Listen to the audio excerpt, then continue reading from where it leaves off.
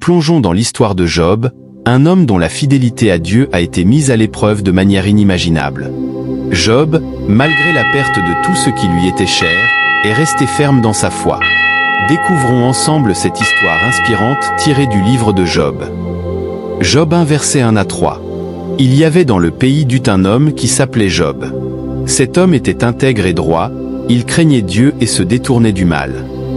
Job, un homme riche et puissant, vivait dans le pays d'Uth. Il était connu pour son intégrité et sa piété, craignant Dieu et évitant le mal. Job était béni avec une grande famille et des possessions immenses, mais son véritable trésor était sa foi. Mais une grande épreuve allait s'abattre sur lui. Satan, l'adversaire, contesta devant Dieu, affirmant que la foi de Job ne tiendrait pas si sa prospérité lui était retirée. Dieu permit alors à Satan de tester Job, mais sans toucher à sa vie. Job 1 verset 12. L'Éternel dit à Satan, « Voici, tout ce qui lui appartient est en ton pouvoir.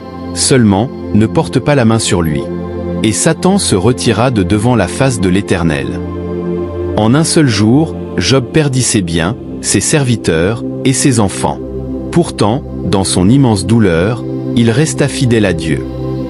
Job 1 verset 20 à 22. Alors Job se leva, déchira son manteau et se rasa la tête. Puis il se jeta par terre et se prosterna. Il dit, « Je suis sorti nu du sein de ma mère, et nu je retournerai dans le sein de la terre. L'Éternel a donné, et l'Éternel a ôté, que le nom de l'Éternel soit béni. » Satan, n'ayant pas réussi à ébranler la foi de Job, demanda à Dieu la permission de toucher à sa santé. Dieu accepta, mais lui interdit de le tuer. Job 2 verset 7. Et Satan se retira de devant la face de l'Éternel. Puis il frappa Job d'un ulcère malin, depuis la plante du pied jusqu'au sommet de la tête.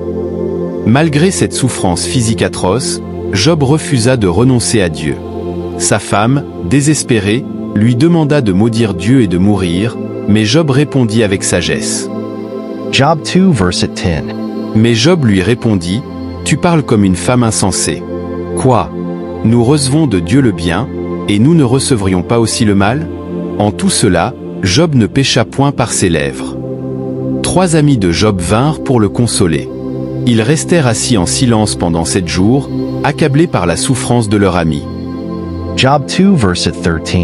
Et ils restèrent assis à terre avec lui pendant 7 jours et 7 nuits, sans lui dire une parole, car ils voyaient que sa douleur était très grande. Après avoir supporté ces épreuves avec patience et sans blasphémer contre Dieu, Job fut finalement restauré. Dieu lui rendit tout ce qu'il avait perdu, et même davantage. Job 42 verset 10. L'Éternel rétablit Job dans son premier état, quand Job pria pour ses amis, et l'Éternel lui accorda le double de tout ce qu'il avait possédé. Job vécut encore de nombreuses années après ces événements, voyant ses enfants et ses petits-enfants jusqu'à la 4e génération. Il mourut âgé et rassasié de jours, un témoignage de la fidélité de Dieu envers ceux qui lui sont fidèles. Job 42 versets 16 à 17. Job vécut après cela 140 ans, et il vit ses fils et les fils de ses fils jusqu'à la 4e génération. Et Job mourut âgé et rassasié de jours. L'histoire de Job nous enseigne la puissance de la foi inébranlable. Même dans les moments les plus sombres, Job resta fidèle à Dieu, et en retour, il fut béni au-delà de ses espérances. Que cette histoire nous inspire à garder la foi, même face aux plus grandes épreuves.